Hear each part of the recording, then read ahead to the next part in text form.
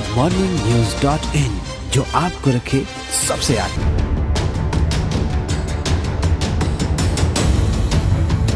नमस्कार दोस्तों, मेरा नाम है राजेश और हम लोग हैं चुनावी यात्रा में आज हमारे साथ हैं जनता दल एस के प्रत्याशी कुमराल विधानसभा क्षेत्र के डॉक्टर फजल अहमद साहब। नमस्कार फजल अहमद साहब को आपका स्वागत है हमारे यहाँ। नमस्कार सर। और आज इनसे हम चर्चा करेंगे फजल साहब से कि जनता इनको ही वोट क्यों दे।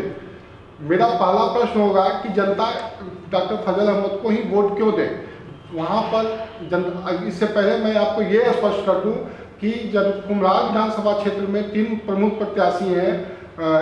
भाजपा से अरुण कुमार सिन्हा, राजद से हैं ये चंद्रवंशी जी हैं और तीसरा जनता दल एस से डॉक्टर फजल अहमद। डॉक्टर फजल अहमद के आने के बाद जो अचानक चर्चा में आ गए हैं, बहुत बड़ी पार्टी से नहीं है लेकिन चर्चा में आने के पीछे क्या है कि अल्पसंख्यक होने से अल्पसंख्यक गोलबंद हो गए हैं और अल्पसंख्यकों को गोलबंद होने का 2-3 रीजन है। एक तो वहाँ पर जो पिछले साल वाटर लॉगिंग हुआ था, जिससे जो समस्या हुआ था उसको लेकर इनको दूसरे समुदाय से भी जबरदस्त समर्थन मिल रहा है। दूसरा, रोजगार के मुद्दे पर युवकों से इनको समर्थन मिल रहा है। चूंकि ये प्रोफेसर है तो रोजगार के मुद्दे पर लोगों को कनेक्ट कर रहे हैं, लोग रोजगार की चीज़ों को बता रहे हैं, रोजगार का कैसा अवसर हो सकता है, अगर इनके पास मौका मिला तो ये कैसे दे सकते हैं। इन सारी चीज़ों पर इनसे हम चर्चा करेंगे। इनके पास एक अपना अलग प्लान भी है, वो है मोहल्ला क्लिनिक का। दिल्ली के केजरीवाल सरकार से लिया हुआ प्लान है, लेकिन ये इनका अपना है। बिहार में ये किस तरह से पहली बार इम्प्लीमेंट करने जा रहे हैं। कोई सरकार जो है, मतलब जो वर्तमान सरकार है या विपक्ष ने इस बात को नहीं उठाया है, लेकिन ये अपने विधानसभा क्षेत्र में अगर इनको मौका मिलता है तो ये उठाएंगे, वहाँ पर मोहल्ला क्लिनिक खोलेंगे। ये इनके पास अपना मास्टर प्लान है। तो इन सारी मुद्दों पर हम इनसे चर्चा करेंगे। तो पहला सवाल है कि आपको, हम सबसे पहले बात करते हैं रोजगार पे ही, क्योंकि रोजगार को लेकर घमासान मच गया है, मुद्दा बन गया है। तो आप प्रोफेसर हैं, आप बताइए कि रोजगार की स्थिति बिहार में क्या है। सर, बहुत सा स्कोप है। स्मॉल स्केल इंडस्ट्रीज़ का है, डेयरी फार्म का है, फिशिंग का है और पोल्ट्री फार्म का है। इसमें गवर्नमेंट को सपोर्ट करना चाहिए, जितना वो करती नहीं है। ठीक है, बैंक का एक रेशियो है कि जितना डिपॉजिट है उस रेशियो के हिसाब से और उस स्टेट को फंडिंग करना, लोन देना। मगर यहाँ बैंक इस काम को नहीं करती है। लोन उसका डिपॉजिट तो बहुत है, उस हिसाब से 10% भी लोगों को लोन नहीं देती है। अगर लोन दे तो बहुत से बच्चे ऐसे हमारे बिहार के होनहार हैं। स्मॉल इंडस्ट्री डिफरेंट है, जैसे हेलमेट आता है बाहर से, हेलमेट यहीं बनेगा। अच्छा, माने आप कह रहे हैं कि हम बैंकों से मिलकर यहाँ पर लोगों को रोजगार का अवसर उपलब्ध करवाएंगे। जी, उनसे फंडिंग करवाएंगे, जो जिसके अंदर स्किल डेवलपमेंट करेंगे। पहले तो स्किल डेवलपमेंट करने का कोशिश करेंगे, उसके बाद उनको फंडिंग कराने की कोशिश करेंगे। आपका मुद्दा क्या होगा? आपके अपने विधानसभा क्षेत्र का रोजगार तो हम लोगों ने बात कर लिया। रोजगार सबसे बड़ा मुद्दा मेरा जल जमाव का रहेगा, पेयजल का रहेगा और मोहल्ला क्लिनिक का रहेगा। अच्छा, क्या आपने चर्चा कर दिया कि वाटर लॉगिंग की? एक बार हम आपको दिखा रहे हैं कि क्या स्थिति रही थी वहाँ पर 2019 में वाटर लॉगिंग की कंकड़बाग इलाके का।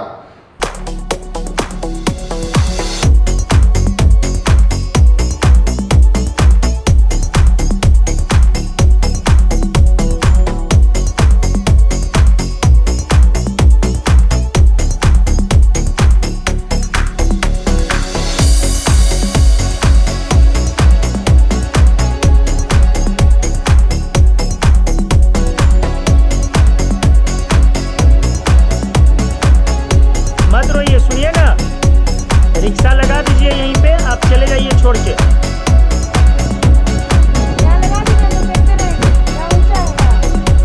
रोइए मत, यहाँ रिक्शा लगा दीजिए साइड में। कुछ नहीं होगा।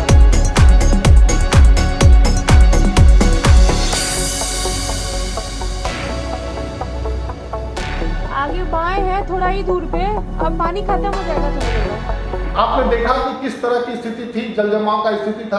अब इस पर चर्चा करेंगे तो ज़्यादा बेहतर होगा। आपको भी समझने में, आपको मैंने पुराना याद ताज़ा करवाया है, अब इनसे चर्चा करेंगे। ये तो बहुत भयावह स्थिति थी, अब आप उसको कैसे? सर पूरे शहर में देखिएगा स्मार्ट सिटी क्या स्मार्ट सिटी हुआ? पूरा प्रशासन बिहार में, पटना में है, वहाँ वाटर लॉगिंग हुआ तो 25 दिन तक लोग भूखे प्यासे बिना दूध के रहे। लोग कितने लोगों की बीमारी हो गए, घर से निकलने का बिना लाइन के, कहीं सांप घुस रहा किसी के मकान में, किसी के मकान में कोई कीड़ा घुस रहा है। इस तरह से हुआ लोगों को, कॉलरा हो गया लोगों को, डेंगू हो गया लोगों को। ये क्या हुआ? जबकि पूरा प्रशासन यहाँ है, 25 दिन लग गया उसको ठिकाने। हाँ, पूरा सिस्टम कोलैप्स कर गया, पूरा सिस्टम कोलैप्स। ये तो स्थिति थी। तो आप, अगर आपको मौका मिलता है तो आप इन क्षेत्रों में क्या करेंगे? इससे कैसे? सबसे पहले मैं प्राइवेट से या प्लानिंग बनाऊंगा, मैं प्लानिंग बना के सरकार को अप्लाई कराऊंगा और ड्रेनेज का, और उसको मॉनिटरिंग करके यथासंभव कराने की कोशिश करूंगा। दूसरा आप चर्चा कर रहे थे मोहल्ला क्लिनिक का। मोहल्ला क्लिनिक नहीं खोलूंगा, मैं वार्ड क्लिनिक खोलूंगा।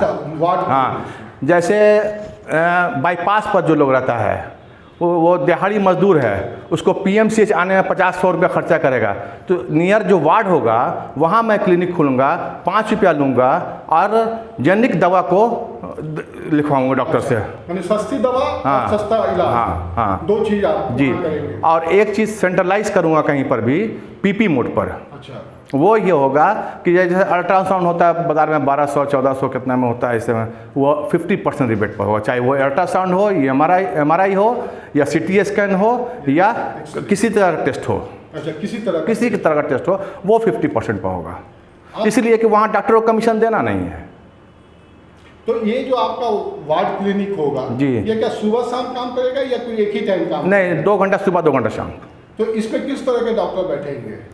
बहुत से डॉक्टर अच्छे हैं जो चाहते हैं कि सोशल वर्क करें, मगर उनको मौका नहीं मिलता है। उन्हीं को मॉडलाइज करके हम उनको लाएंगे, उनसे रिक्वेस्ट करेंगे, वो आएंगे। नहीं, और क्या माने उसमें हर विभाग के डॉक्टर होंगे या फिर केवल? नहीं, उसमें रहेंगे फिजिशियन रहेंगे, ENT के रहेंगे लोग। मेन तो ये बीमारी है फिजिशियन और ENT का मेन। पहले यही स्टार्ट करेंगे, उसके बाद महावीर टाइप का देखा जाएगा। अगर सरकार की ज़मीन मिल गई तो उसी में खुलवा दिया जाएगा, बनवा दिया जाएगा। अच्छा, उसके बाद आप माने चाहेंगे? हाँ, बहुत से लोग ऐसे हैं कि दान देंगे, पैसा दान देंगे कि भाई अपना अपना ब्लॉक बना दीजिए, आपके नाम पर ये ब्लॉक रहेगा। अच्छा, माने वो वार्ड हॉस्पिटल बनाने के बाद में किया जाएगा। तो ये 2 चीज़ तो हो गया कि आप सबसे पहले पानी पर रोक लगाएंगे, दूसरा ये वाटर लॉगिंग की समस्या को दूर करेंगे, दूसरा कि आप वार्ड क्लिनिक खोलेंगे, तीसरा है कि रोजगार के लिए लोगों को मोटिवेट करेंगे, बैंक से उनको सहायता दिलाएंगे। और क्या चीज़ होगी आपकी प्राथमिकता? प्राथमिक स्कूल की ज़रूरत है यहाँ पे। अच्छा। मैं कॉलेज में हूँ, सरकारी स्कूल में जो बच्चे पढ़ के आ रहे हैं उनको बेसिक नॉलेज नहीं मिल रहा है। अच्छा। इंटर में एडमिशन लेने आ रहे हैं लोग, एक एप्लीकेशन नहीं लिख सकते हैं। प्राथमिक स्कूल का ये हालत है। प्राथमिक स्कूल में बच्चियों के लिए शौच की व्यवस्था नहीं है, सैनिटरी पैड का व्यवस्था नहीं है। ये बहुत ज़रूरी चीज़ है। एक किसी हीरो की फिल्म आई थी जिसमें इस चीज़ का बड़ा प्रचार हुआ था। ये होना चाहिए था लोगों के साथ। तो इसका अर्थ है कि मैंने आप प्राथमिक स्कूल की व्यवस्था को भी सुदृढ़ करने के सारे स्कूल में ही नहीं, लड़कियों के टॉयलेट के लिए स्कूल में ही नहीं, कॉलेज में भी व्यवस्था नहीं है। किसी कॉलेज में व्यवस्था अच्छी नहीं है। मैं तो कॉलेज में हूँ, किसी कॉलेज में व्यवस्था अच्छी नहीं है। ये आप जो है माने वहाँ पर शौच की व्यवस्था, हाँ, जो महिलाओं को, जो आम, इसलिए कि यूरिन से बहुत इन्फेक्शन बॉडी में इन्फेक्ट करता है, उसको सुधारना बहुत ज़रूरी है। डॉक्टर फजल अहमद साहब थे हमारे साथ और बता रहे थे कि हम अगर हमको मौका मिलता है तो हम क्या क्या कुछ करेंगे। इन्होंने पहला बताया, जैसा कि हमने आपसे पहले भी चर्चा किया, कि वाटर लॉगिंग की समस्या को दूर करेंगे, शिक्षा व्यवस्था ठीक करेंगे, वार्ड क्लिनिक खोलेंगे। हमने बता दिया था पहले आपको मोहल्ला क्लिनिक, लेकिन इनका वार्ड क्लिनिक का प्लान है। और चौथा कि प्राथमिक स्कूल शौच की जो समस्याएं हैं जो महिलाओं के सामने होता है उनका निराकरण करने के लिए ये इसके सरकार से या अपने विधायक फंड से इसको दुरुस्त करवाएंगे। तो इन सारी ये 4 मुद्दों को लेकर ये पहले बार चुनाव मैदान में उतरे हैं और इन मुद्दों को लेकर ये अपने लोगों के बीच जा रहे हैं, लोगों से समर्थन मांग रहे हैं। और इनका कहना है कि अगर हम अपने चुनाव में किए गए वादों को पूरा नहीं करते हैं तो और आपको लगता है कि हम ऐसा करने में आपके सफल खरे नहीं उतरे तो इमीडिएट रिजाइन मारेंगे हम त्याग पत्र दे देंगे।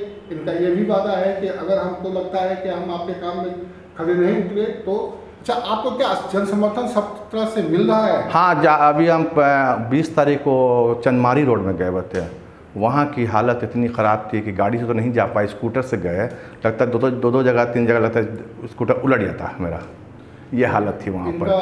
आज गए थे हम वहाँ कुम्हरार बस्ती में, 20 से पहले भी मैं बहुत स्टूडेंट लाइफ से उस मोहल्ले में जा रहा हूँ। आज मैं 2 साल के बाद गया था, सच पैदल चलना मुश्किल था। नाली का पानी बह रहा है, ये हो रहा है, वो हो रहा है, पूरा वहाँ पर ही हो रहा है। सड़कों की पगडंडी हाँकते हैं, वैसे नेताजी लोग चुनाव में सड़क की पगडंडी नापते हैं। अब उम्मीद है आपसे कि आप चुनाव के बाद भी नापिए। हाँ सर, वो तो इसलिए कि मैं लोकल हूँ और मुझे शौक़ है घूमने का भी। शाम में अच्छा, शाम में मैं कॉलेज से आने के बाद भी ऐसे भी शाम में 2 घंटा इधर उधर घूमता हूँ, मोहल्ले घूमता हूँ। तो वो अपने क्षेत्र में कहीं घूमूंगा। हाँ, और इनका एक और चीज़ है कि इन्होंने कहा है कि हम जनता को मेरे पास आने की जरूरत नहीं पड़ेगी, मैं जनता के पास जाऊंगा। जैसा कि इन्होंने कहा कि शाम का समय मैं प्रतिदिन निकालूंगा जनता के लिए, हर क्षेत्र में जाऊंगा, अपने क्षेत्रों में दिन बांट दूंगा और वहाँ पर जनता से मिलूंगा।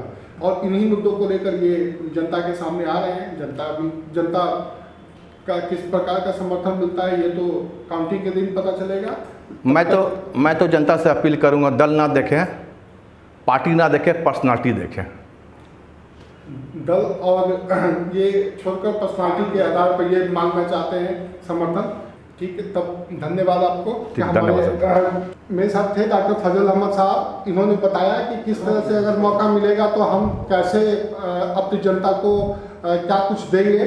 तो मुझे उम्मीद है कि आपको मेरा ये इनके साथ किया हुआ बातचीत अच्छा लगा होगा। हम फिर अपने अगले कार्यक्रम में आपके साथ एक नए शख्सियत के साथ मिलेंगे और उनसे बात करेंगे और उनकी समस्याओं को जानने का और उनकी योजनाओं को जानने का प्रयास करेंगे। तब तक के लिए हमें दे इजाज़त। नमस्कार। goodmorningnews.in, जो आपको रखे सबसे आगे।